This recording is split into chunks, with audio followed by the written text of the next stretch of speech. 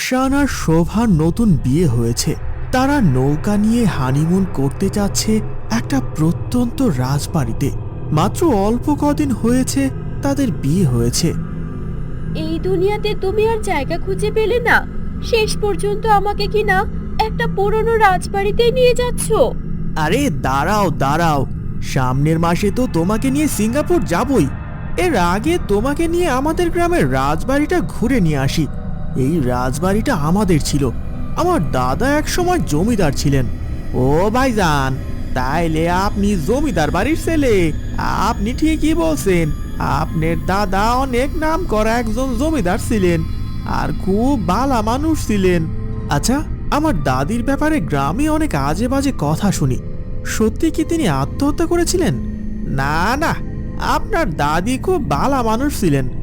আসলে আপনার দাদি ছিলেন অনেক সুন্দরী, কিন্তু হঠাৎ করে তাকে জিনে ধরেছিল, আর তাই আপনার দাদি মারা যান।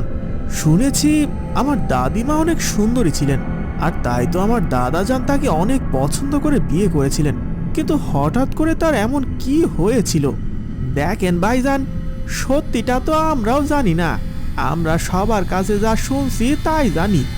আসলে ওই রাজবাড়িতে কোনো একটা ঘর আছে, ওই ঘরটাতে অহনো কেউ প্রবেশ করে না। মাঝে মাঝে নাকি ওই ঘরে আপনার দাদিমার নুপুরের শব্দ পাওয়া যায়। আরে ধুর ধুর, বর্তমানে এসব কেউ বিশ্বাস করে নাকি? ওসব ভূত প্রেত বলতে কিচ্ছু নেই, সবকিছুই মানুষের বানানো গল্প। না ভাবিজান, পৃথিবীতে এমন অনেক কিছুই আছে যার কোনো ব্যাখ্যা বিজ্ঞানও দিতে পারে না। হয়তো সত্যি সেই রাজবাড়িতে কোনো কিছু থাকতে পারে।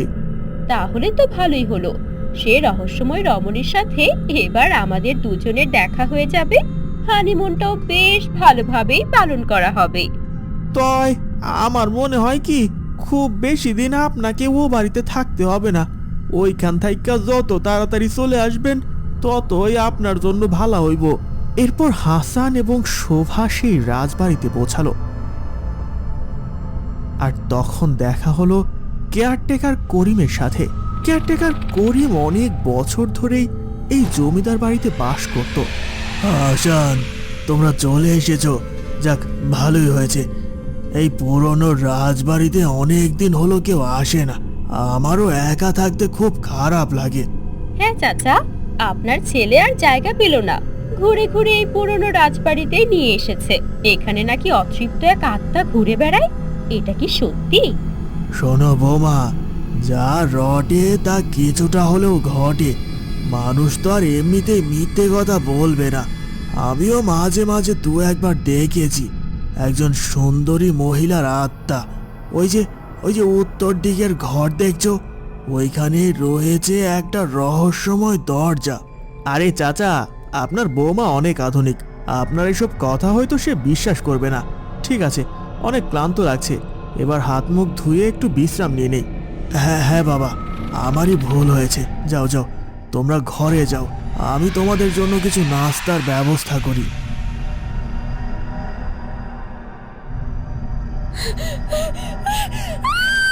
কে কাছে? কে? সামনে এসো, সামনে এসো বলছি। আমি বুঝতে পেরেছি, এই ঘরে কেউ একজন রয়েছে। দয়া করে সামনে এসো, আমি তোমাকে দেখতে চাই। চলে যা, এখান থেকে চলে যা।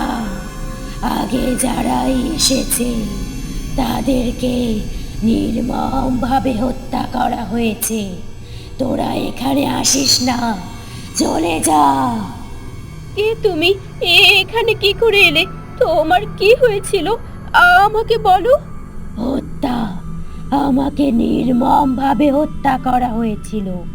আমি আসব, আমার আত্মা তোর সাথে দেখা করবে, কারণ আমার আত্মা মুক্তি পাচ্ছে না। তখন হঠাৎ করে বেসিনের আয়নায় একটা ভয়ঙ্কর আত্মার মুখ দেখা যায়। কে আছো? দরজা খোলো, আমি বাইরে বের হতে পারছি না। হাসান, বাঁচাও, বাঁচাও আমাকে, আমি ভেতরে আটকে পড়েছি।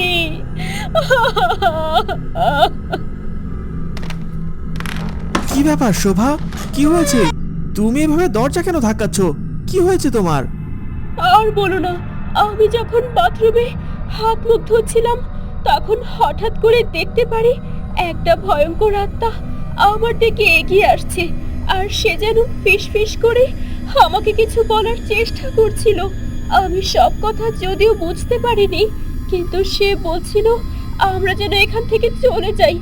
আরে ধুর, সারাদিন জার্নি করে এসেছো, তুমি ক্লান্ত হয়ে গেছো, এজন্যই মনে হয় বাথরুমে ঘুমিয়ে পড়ে স্বপ্ন দেখেছো। এসব নিয়ে ভেবো না, যাও যাও, এখন হাত মুখ ধুয়ে নাও। না না, ভয় লাগে, আমি এখানে থাকবো না। চলো আমরা বাড়ি ফিরে যাই, এখানে আমাদের জন্য অপেক্ষা করছে কেউ। কি যে বলো তুমি, এত সুন্দর একটা বাড়ি আর আমরা কিনা চলে যাব? না না, এখানে কিছুদিন থেকেই যাব। কি ব্যাপার বৌমা, তুমি ঘামছো কেন? তোমার কি হয়েছে? চাচা, আপনার বৌমা এখানে থাকতে চাচ্ছে না। সে যেন কি একটা দেখেছে, বারবার বলছিল একটা অতৃপ্ত আত্মা তাকে এখান থেকে চলে যেতে বলেছে। শোনো হাসান, আমি তোমার কাছে লুকাবো না, এই রাজবাড়িতে সত্যি একজন মহিলার আত্মা ঘুরে বেড়ায়। আর তুমি জানতে চাও সে আত্মাটা কার? সে আর কারো আত্মা নয়, তোমার দাদিমার আত্মা। কি বলছেন করিম চাচা? আমার দাদিমা তো আত্মহত্যা করে মারা গিয়েছিল, তার আত্মা এখানে কিভাবে ঘোরাফেরা করবে? সে অনেক আগের কাহিনী। তোমার দাদিমা ছিল খুবই সুন্দরী, কিন্তু তোমার দাদার বয়স ছিল অনেক বেশি। মূলত রূপ দেখে তোমার দাদিমাকে তোমার দাদা বিয়ে করেছিলেন, কিন্তু তোমার দাদার বাহিরে অনেক মেয়ের সাথে সম্পর্ক ছিল। সে তোমার দাদিমাকে মোটেই ভালোবাসতো না।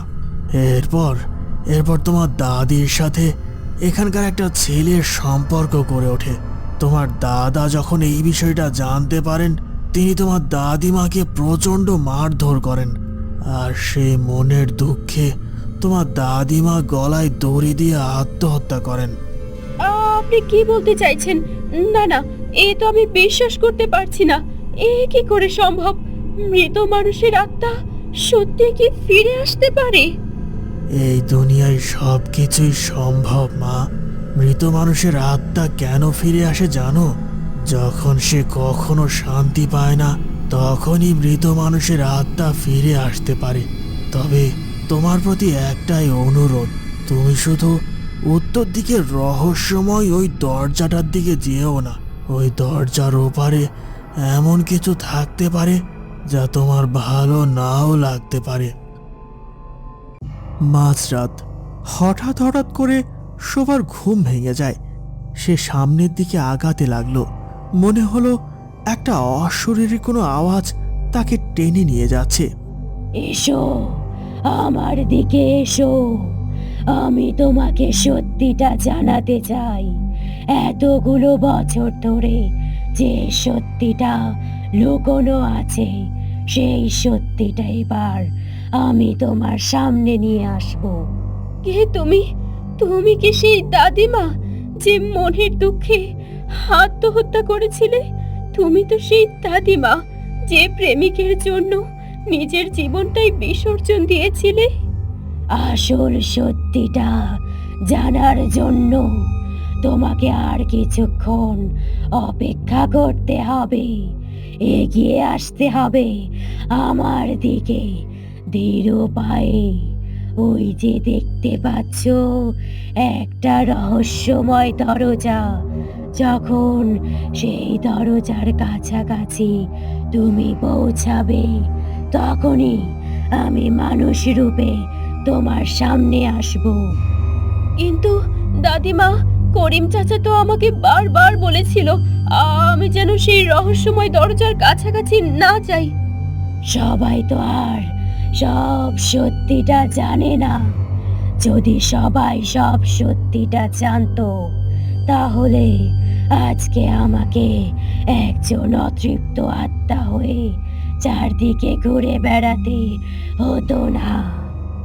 ওই যে দেখতে পাচ্ছ একটা শিমুল গাছ, ওই গাছের নিচেই রয়েছে একটা কবর। কবরটা খুঁড়লেই আসল সত্যিটা বেরিয়ে আসবে।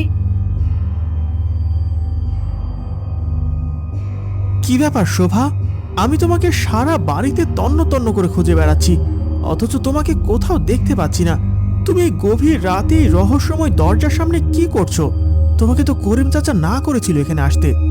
হাসান, এক অদ্ভুত ঘটনা ঘটেছে। আমি যখন ঘুমিয়েছিলাম তখন একটা অশরীরী আওয়াজ আমাকে ডেকে নিয়ে যাচ্ছিল। তারপর আস্তে আস্তে আমি এখানে চলে আসি। আমরা এই বাড়িতে আর একদিনও থাকবো না। আগামীকাল ভোরবেলায় আমরা এই বাড়ি ছেড়ে চলে যাব। না না হাসান, এই বাড়ি ছেড়ে আমরা এখন বের হতে পারবো না। এই বাড়ির রহস্য আমাকে উদ্ধার করতেই হবে। ওই আত্মাটা আমাকে কি বলেছে শুনতে চাও? আত্মা আবার তোমাকে কি বলবে? এসব অদ্ভুত কথা বাদ দাও তো।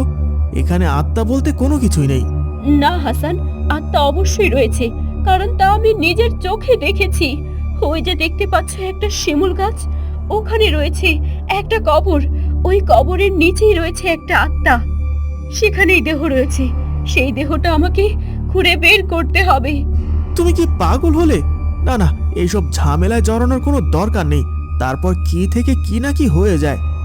না হাসান, আমি সত্যিটা জানতে চাই। ওখানে সত্যি কোনো কবর আছে কিনা এটা আমাকে জানতে হবে।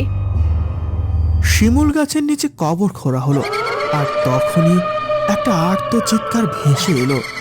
দাদিমা, আমরা বুঝতে পেরেছি তোমাকে ওই শিমুল গাছের নিচে কবর দেওয়া হয়েছিল।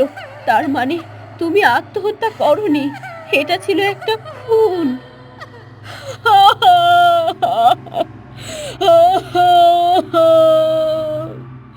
দেখলে তো, সত্যিটা সবার সামনে এতগুলো বছর পর এলো। সেটা ছিল একটা খুন। তোর দাদা কখনোই আমাকে ভালোবাসেনি। সে বাইরে বিভিন্ন মেয়ের সাথে সম্পর্ক করে বেড়াতো। আর এদিকে যখন আমি আমার ভালোবাসার মানুষটির সাথে পালিয়ে যাওয়ার চেষ্টা করলাম, ঠিক তখনই আমাকে সে ধরে ফেললো আর গলা টিপে হত্যা করলো। দাদিমা, আমরা বুঝতে পেরেছি তুমি অনেক কষ্ট করেছো, কিন্তু আর নয়। এবার আমরা দোয়ার মাধ্যমে তোমার আত্মার মুক্তি ঘোষণা করব।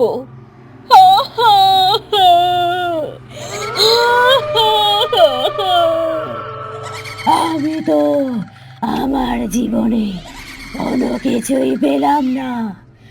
আমার স্বামী আমাকে হত্যা করলো, তারপর আমাকে এখানে পুঁতে রাখলো।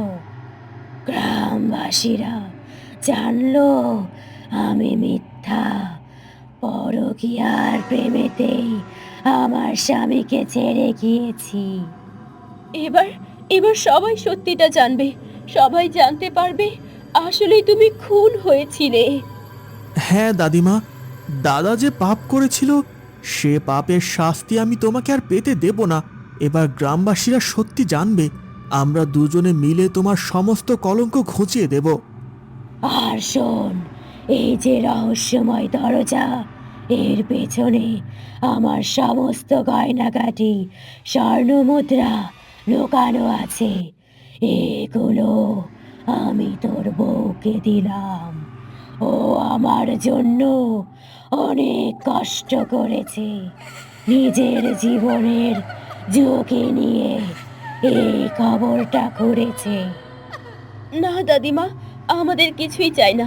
তুমি খুশি হয়েছো, আমি এতেই খুশি।